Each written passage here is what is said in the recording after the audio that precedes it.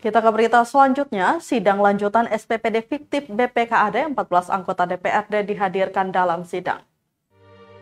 Pengadilan Tipikor kembali melangsungkan sidang tindak pidana korupsi surat perintah perjalanan dinas atau SPPD fiktif BPKAD Kabupaten Kepulauan Tanimbar tahun anggaran 2020. Sidang yang berlangsung di ruang Chandra itu dipimpin oleh Majelis Hakim dengan diketuai oleh Haris Tewa selaku Hakim Ketua, didampingi 2 hakim anggota lainnya Senin 4 Desember 2023. Dalam persidangan itu juga JPU menghadirkan 15 anggota DPRD Kepulauan Tanimbar sebagai saksi sesuai permintaan hakim. Kehadiran 15 anggota DPRD itu lantaran pada sidang sebelumnya, nama mereka disebutkan menerima aliran dana SPPD fiktif tersebut.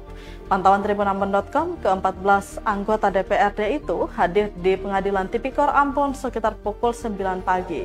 Ke-14 anggota DPRD tersebut yaitu Jidon Kelmanutu, Wakil Ketua 1, Ricky Jawerisa, Wakil Ketua 2, Jaflaun Batlayeri, mantan Ketua DPRD, Godlive Sileti, mantan Ketua Komisi A sekalian Ketua DPD Nasdem Tanimbar, Apolonia Laratmase, Ketua Komisi B, Ivon Kasinsu, Wan Wek Runa, Nixon Lartutul, Dedison Titir Lobesi, Dedison Titir Lolobi, Ambrosius Rahanwati, Erens Peninlambir, Samuel Lilim Welat, dan Markus Atua yang merupakan sekretaris DPD Golkar Tanimbar.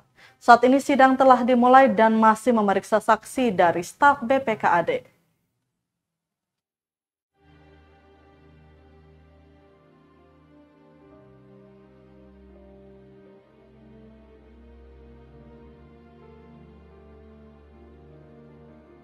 Download Tribun X sekarang, menghadirkan lokal menjadi Indonesia.